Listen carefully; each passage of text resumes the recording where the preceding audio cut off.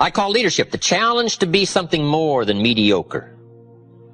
The step up to the new challenge, the new opportunity. It was said of Abraham Lincoln, he was at his mother's bedside when she died, and her last words were, "Be somebody, Abe."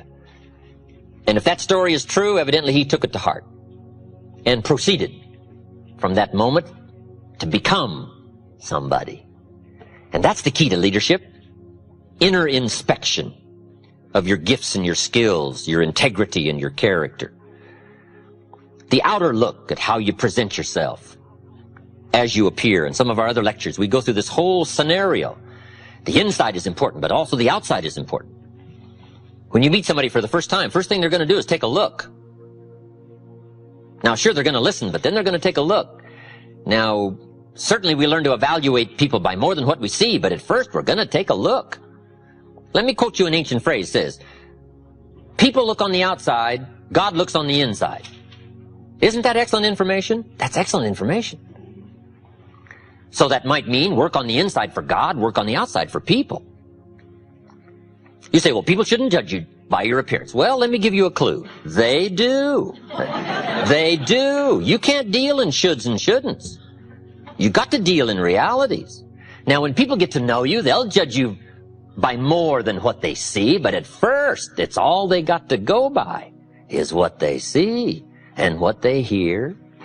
Now, sure, there's more to come, but at first, you got to pass the show up test, the challenge to be somebody. Let me just give you a brief list. Be somebody wise. There's no substitute for smart. Threats don't make up for smart, right? Volume and shouting doesn't make up for smart. There's no substitute for smart. Be somebody strong. Strength is attractive.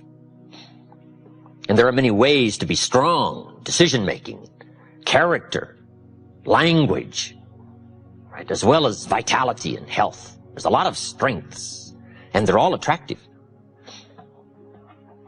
But let me give you now the refinement of leadership skills. Here it is. Learn to be strong but not rude. This is refinement. These are the extra steps to become a powerful, capable leader with wide range of reach. Some people mistake rudeness for strength. It's not even a good substitute. Next, be kind but not weak. We must not mistake weakness for kindness. Because kindness isn't weak. Kindness is a certain kind of strength. We must be kind enough to tell somebody the truth. We must be kind enough and considerate enough to lay it on the line. We must be kind enough to tell it like it is and not deal in delusions. That's a sense of kindness. Not weakness, but kindness. Next, learn to be bold but not a bully. It does take boldness to win the day, to become a leader. You got to stride out front. You got to be willing to take first arrows. You got to be willing to take first problem, first trouble, leading the way. You must boldly seize the spring. Farming is not an easy task. You must press the seeds into the soil. I think all of us would relate farming to hard work. It's hard work. Planting the seed, letting it grow, defending it against all of the encroachments of bugs and weeds. We call it not an easy task, but that's one of the best illustrations I know of life. If you want any value at all come harvest, you gotta press, you gotta be bold, you got to seize it. The high life is not for the timid and the shy. Here's the next one. Be humble but not timid. Some people mistake timidity for humility. But humility is a virtue. Timidity is a disease. It's a malady. It's an affliction. Now, it can be cured, but it is a problem. But humility is a almost godlike word, a sense of awe, a sense of wonder, a sense of dimension, a sense of understanding the distance in worth and value, an awareness of the human soul, the spirit, something unique about the human drama versus the rest of life. Humility is a grasp of the distance between us and the stars, and yet having the feeling that we're part of the stars. Next, be thoughtful but not lazy. It's okay to dream, but we must not just become a dreamer. Here's a good refinement. Be proud, but not arrogant. It takes pride to win the day. It takes pride in company, philosophy, opportunity. It takes pride in community, school. It takes pride in group, organization. It takes pride in cause and accomplishment. But the key is to be proud without being arrogant. Do you know the worst kind of arrogance? Arrogance from ignorance. It's hardly tolerable, right? Next, deal in realities. Deal in truth. Save yourself the agony. Just accept it like it is. Life is fairly unique. Accept it as unique. Now, best to call it unique. Some people call it tragic, but it's best to call it unique. The black widow spider eats her mate after he's finished his noble task. Now, some people would call that awful. I think it's more important to call it unique. The whole drama of life is unique. Here's some stuff that saved me a lot of agony and a lot of anguish and a lot of sleepless nights I used to go through and pulling my hair and wondering. I gave up on all that when I finally understood the 80-20 rule. Let me give some good clues on the 80-20 rule. As a leader, as a manager, being able to influence other people in this 80-20 group, here are some clues. Learn to spend 80% of your time as a leader with the 20%. For maximum efficiency and productivity, this is part of the key. Since it's going to be 80-20, and there's plenty of examples to show that it's 80-20, not exactly, but fairly close. Ask the minister of the church who picks up the tab here, and he'll say, probably, 20% of the people pick up 80% of the tab. I mean, this is called one of those things, okay? So what do? Well, you learn to work with it and not try to solve it. It's like trying to solve the seasons. You don't solve the seasons, you learn to work with the seasons. They're all set. And some of these things by history are all set. The key is to learn to work with the way it is set. So part of the key of leadership is learning to spend 80% of your time with the 20% because they're doing the 80%. We would call that good leadership sense.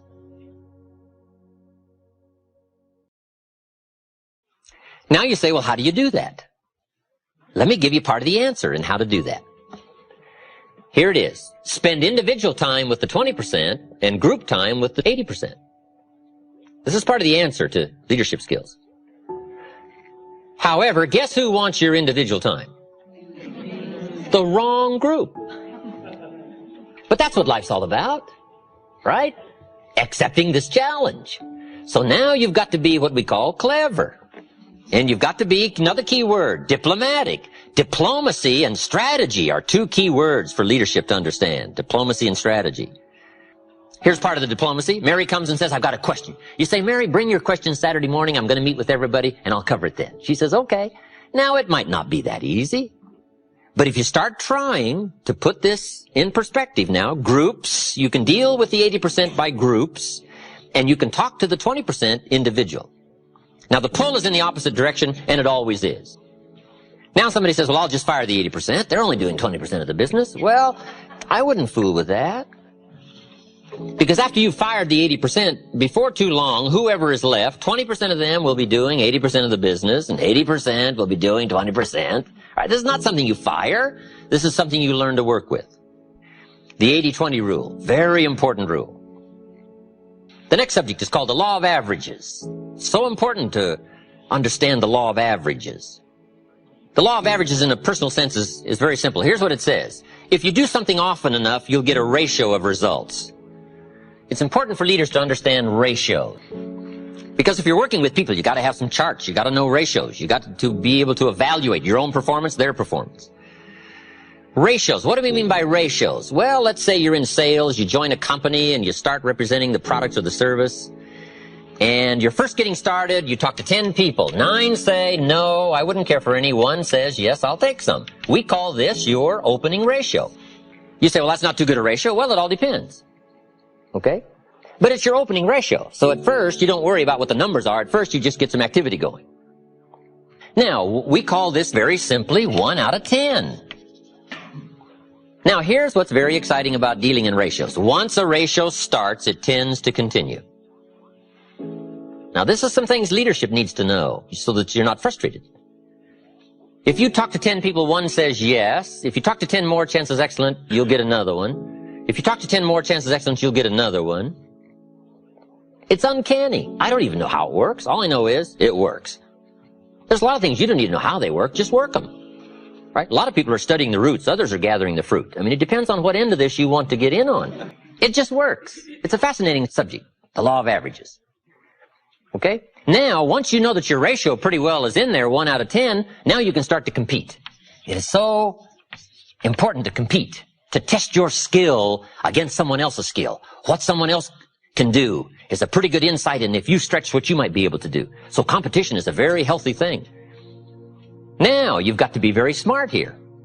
If you've been with this company, let's say a long time, and you've been there so long, you're so good, you can get 9 out of 10, and I just joined and I can only get 1 out of 10, if we have a 30-day contest as to who can get the most to say yes to our product or service, if we have a 30-day contest, you and me, even though I can only get 1 out of 10, I will win. You say, well, I've been here a long time, I can get 9 out of 10. How could you possibly beat me? It would be very simple. Now, it might not be easy, but it would be very simple. During the 30 days, since I understand now these ratios, during the month, while you talk to 10 and get 9, I will talk to 100 and get 10. So that at the end of 30 days, you got 9, I got 10, I beat you. Isn't that clever? Let me give you a scenario here.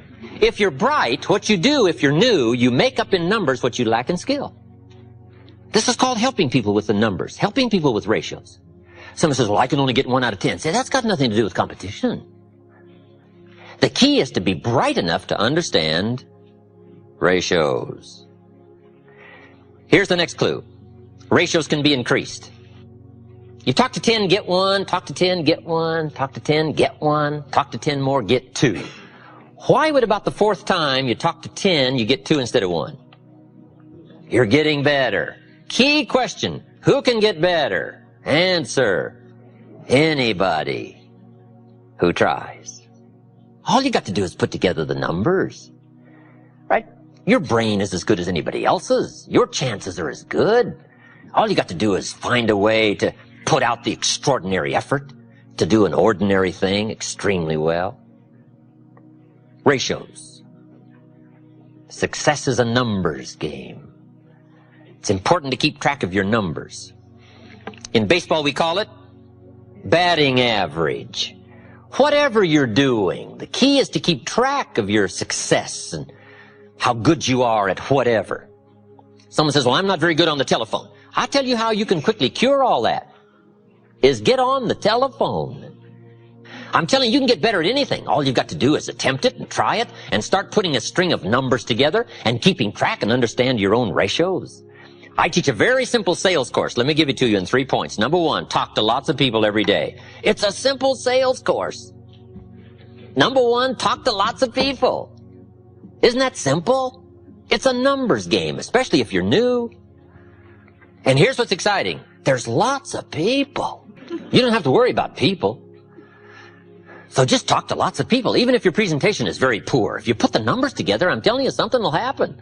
If your presentation was so poor, you went around every day saying to everybody you could meet, you wouldn't want to buy anything, would you? Sure enough, somebody's going to say, well, maybe I would. What are you selling? I'm telling you, it's just about that simple. If you put the numbers together, if you talk to lots of people every day, 2 things will happen. Number 1, you're bound to make sales. And the reason is understanding the numbers. The numbers, you don't have to be so cleverly skillful. All you got to do is be bright enough to understand that numbers can make up for lack of skill to begin with.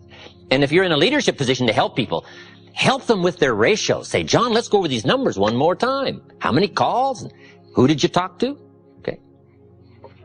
So that's my sales form. It's very simple. Number 1, talk to lots of people every day. You're bound to get better. You're bound to find somebody. Number 2, be real nice. When the weather isn't, be real nice when people aren't. A big part of presentation is attitude, personality. And 3rd is simple, give good service. Write all the notes most people don't write. Do all the extra things most people don't do. Call them before they call you. Service leads to multiple sales. If you'll take good care of somebody, they'll open doors you could never open yourself. They'll take you by the hand and share you with people that you never thought you could reach. There's a unique story in the Bible. It's called the parable of the story of the sower. S-O-W-E-R. The sower in the ancient days was the person that planted the crops. Very simply, they got the ground ready, and the sower with a bag of seed would walk across the ground, sow the seed. That's how they got the crops going. And it's a very fascinating story, and it's got a lot to say, and it's got a lot to say about our subject called the law of averages. There's some important points you'll pick up right away when you read the story. Here's number one. The sower was a wise man. A great advantage. They didn't send a dummy out to plant. Number two, he was very ambitious. And by the time you finish the story, you'll come to the conclusion he was ambitious. Admirable quality. Ambition. One writer said, "I've learned to be both ambitious and content." That's a unique place to finally arrive, to be both ambitious and content. But this story says the sower was very ambitious. Nothing wrong with ambition, as long as you work the right formula. The sower was bright, and he was also ambitious. Number three, he went to work. It takes activity to furnish the labor that brings new life. Ideas without labor are stillborn.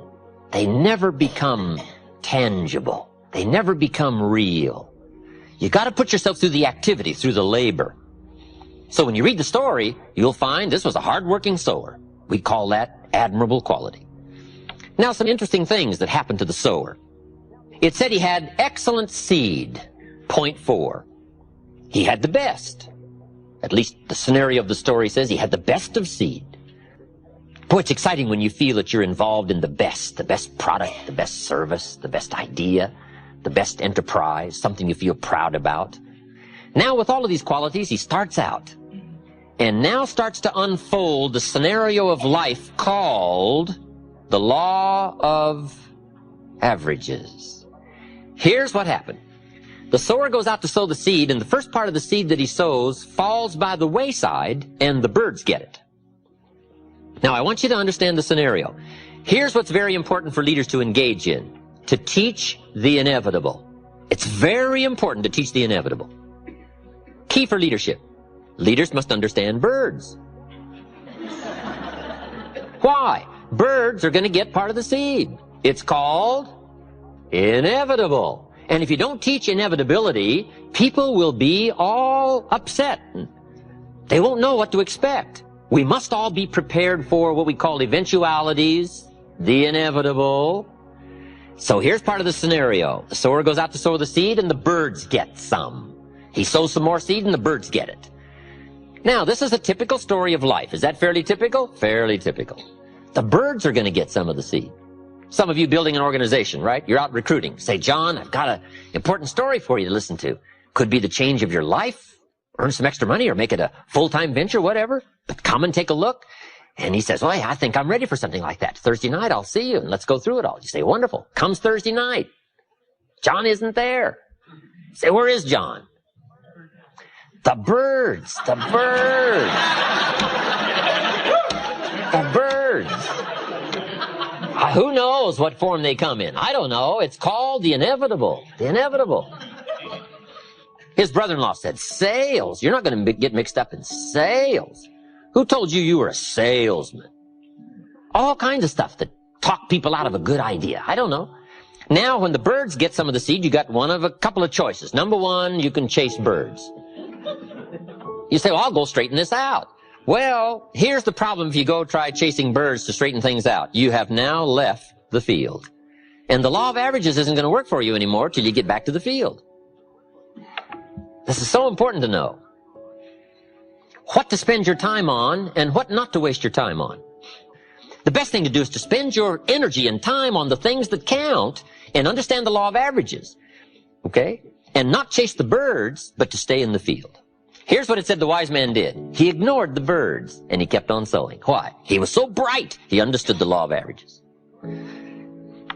Now, here was some more of his experiences. Now he keeps on sowing the seed. Now the seed falls on rocky ground, and the soil was shallow. We call this inevitable. I don't know how to miss this.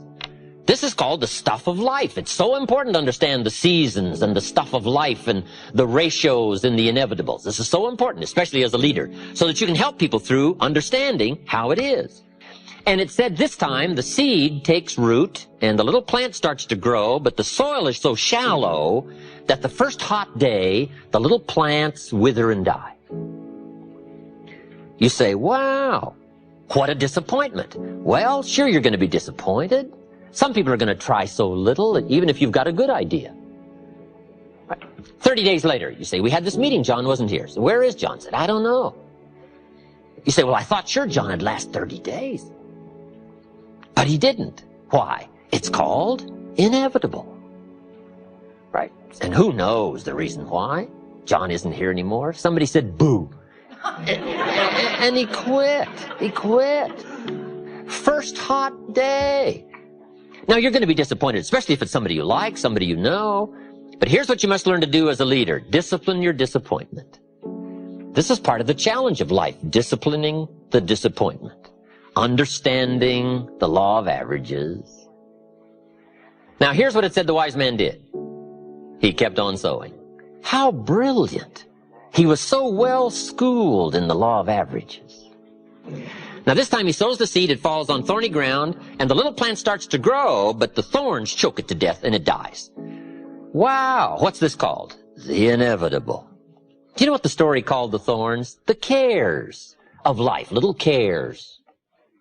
Who knows the excuses some people use for not pushing on through and getting the job done?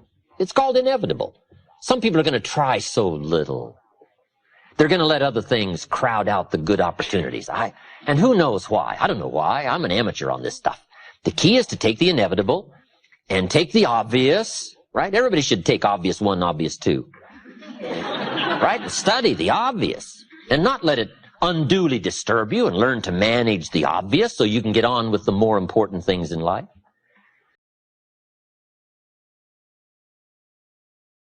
I called John up. I said, John, where were you last night? We had this meeting. John says, well, I can't make every meeting. I say, why not? John says, well, I got a lot of other things I got to do. I say, what are they? You won't believe the list John gave me. The backyard fence was sagging and the dogs are about to get loose. You just can't let your dogs run loose. I say, okay, John. John says, the screen door came off the hinges. And you just can't let things fall apart. You've got to take time, keep things fixed up. I said, okay, John. Some extra trash had piled up in the garage. You just can't let mountains of trash take over. You've got to take care of your trash. I said, okay, John. Some people have the incredible ability to major in minor things. I don't know why. We call this inevitable. We call it a mystery. It's part of the scenario of life. The scenario of the story of the sower is to prepare us for the inevitable called the law of averages. Now here's what it says. The sower kept on sowing. He was so bright, evidently he'd been schooled in these numbers of about how many are going to let the birds, and about how many the hot weather's going to take, and about how many are going to let little things cheat him out of big chances. He must have gone through the school because he understood. He kept on sowing. Now here's what it says. The seed falls on good ground. Let me give you a promise as a leader. It always will.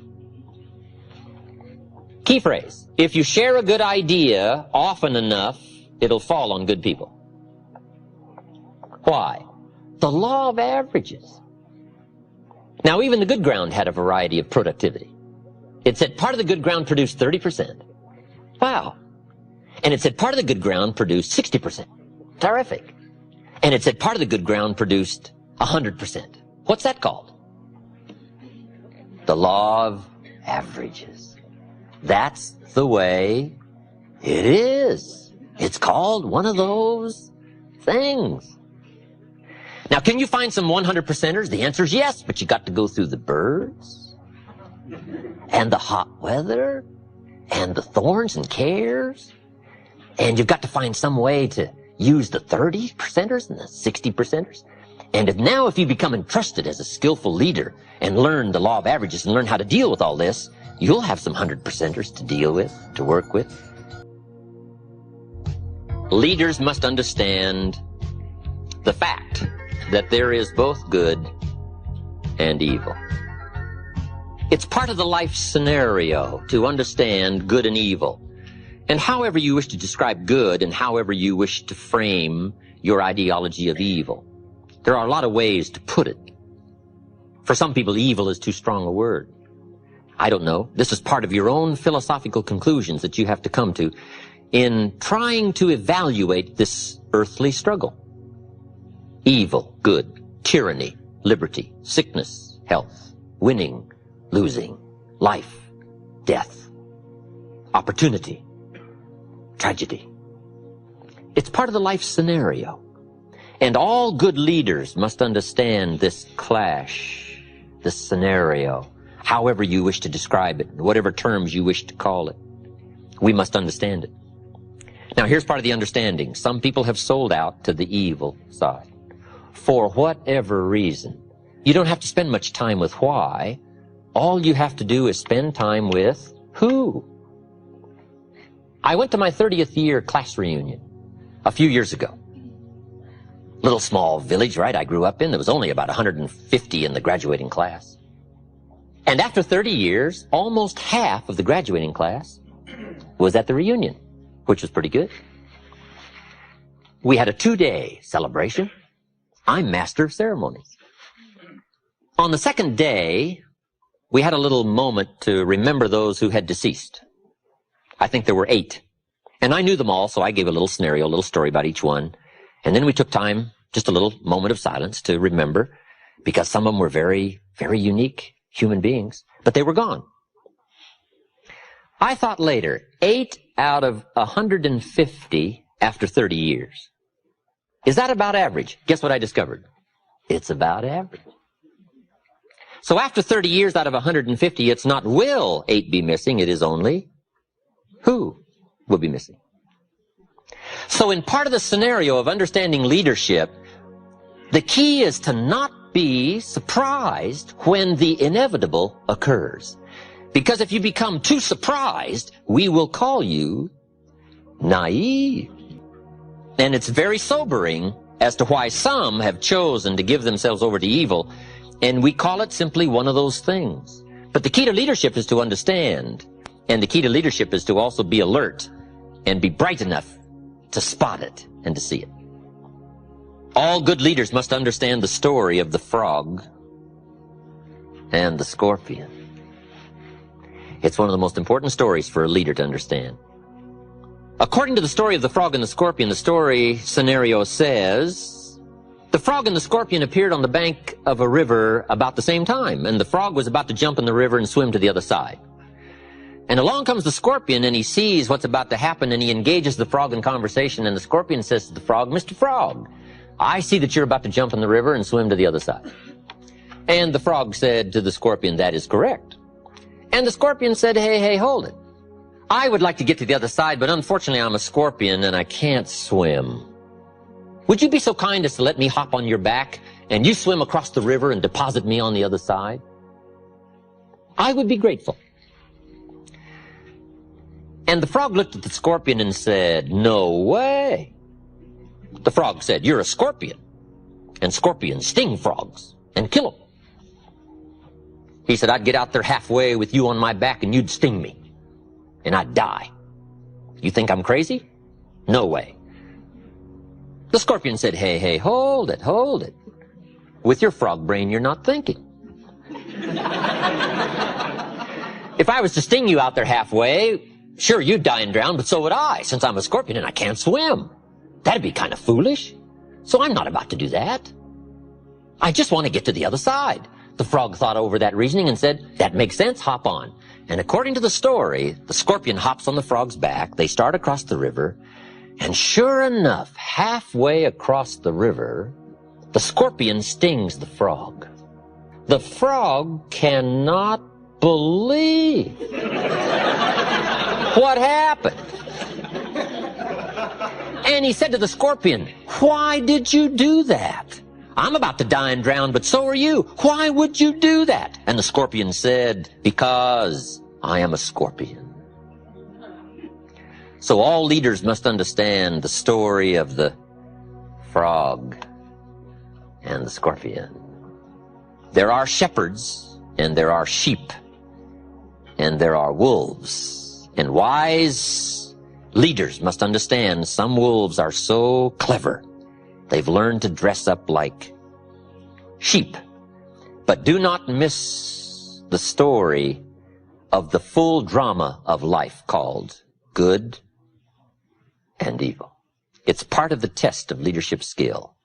Awareness, sensitivity, understanding, knowing the scenario, and being on the alert for what is called the inevitable.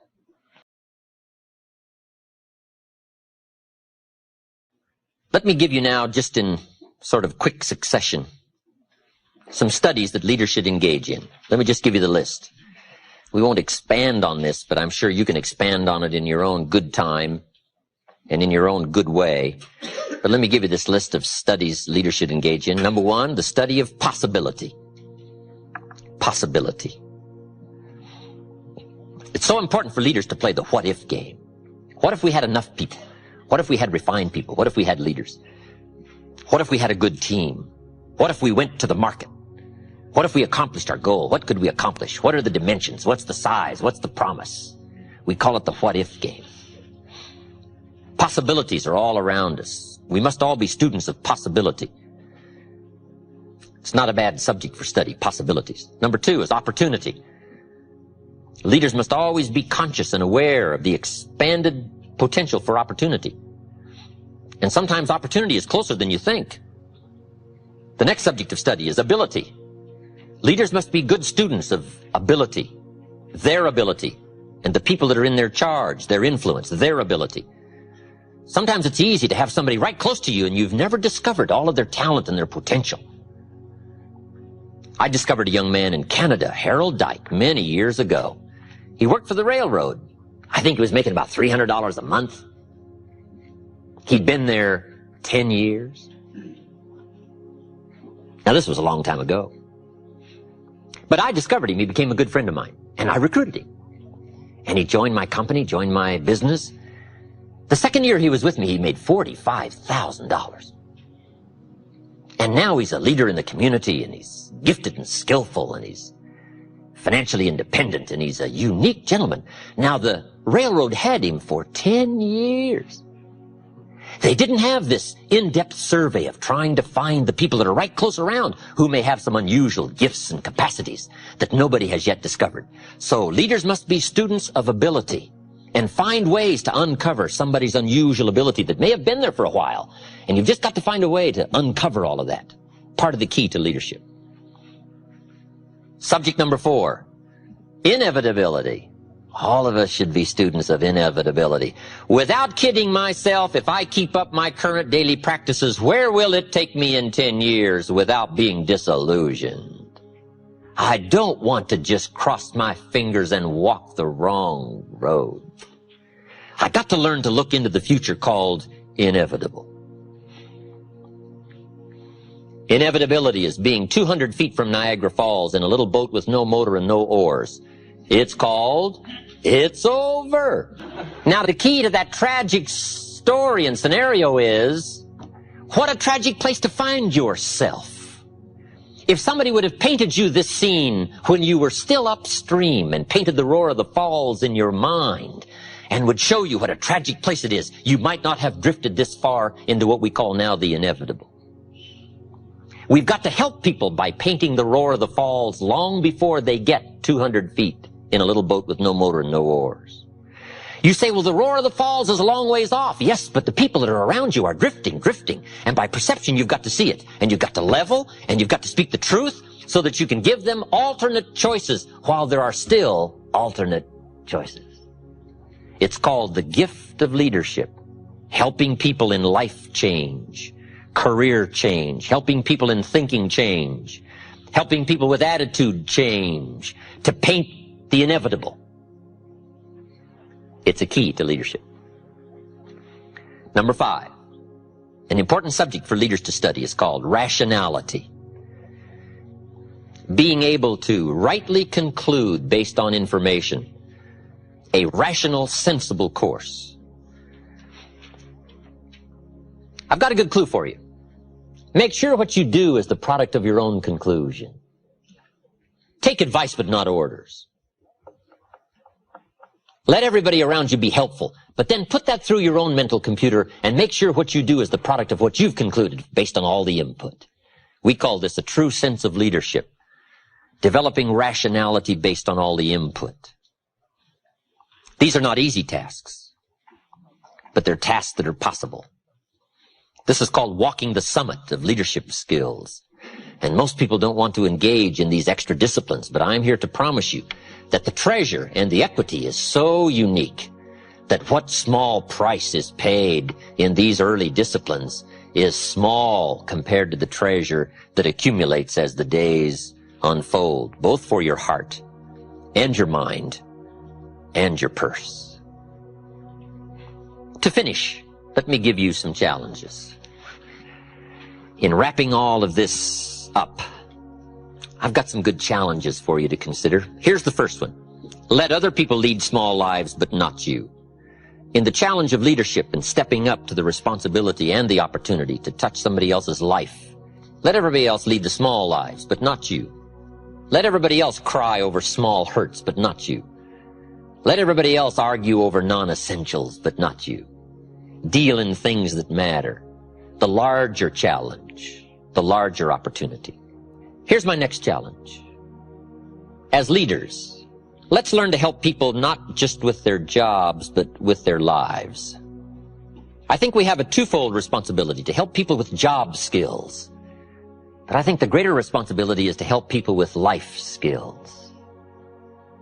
Let's don't just teach people how to work, let's teach people how to live. How to assimilate and accumulate. Far greater treasures than just a paycheck. The treasures of awareness, understanding, setting goals, reaching into the future, growing, changing, expanding.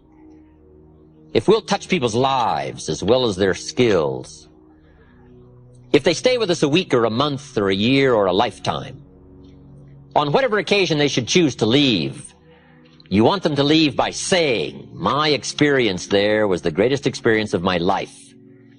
And it wasn't just what I earned, it was what I learned. And last, I have an ancient scenario to give you. It comes from the Bible, and here's what it says. If you work on your gifts, they will make room for you. If you practice your gifts will make a place for you. A place of leadership. A place of influence. A place to touch someone else. To make a mark. To further an enterprise. To build a dream. Someday, if you work on your gifts, we will call you noble. We may give you rewards you cannot even now imagine. Plaques to hang on your wall, trophies to remember, but most of all, the gift of knowing yourself, that you did the best you could with what you had, the expansion of your mind and your heart and your soul and your touch and your reach and all the gifts that you possess. Your gifts, if you work on them, will make a room for you. And I've got to be one of the better examples of that. Look where my gifts have brought me. I was raised in obscurity. A little small village in Idaho. I now get to travel around the world. My gifts have brought me to this room. And what an experience it is for me to have a chance to touch you. One of the most challenging experiences in life is seeing what you can do to help someone else. And one of the greatest thrills in life is to be able to invest life into life. And you've given me that opportunity tonight, and I want to thank you for that.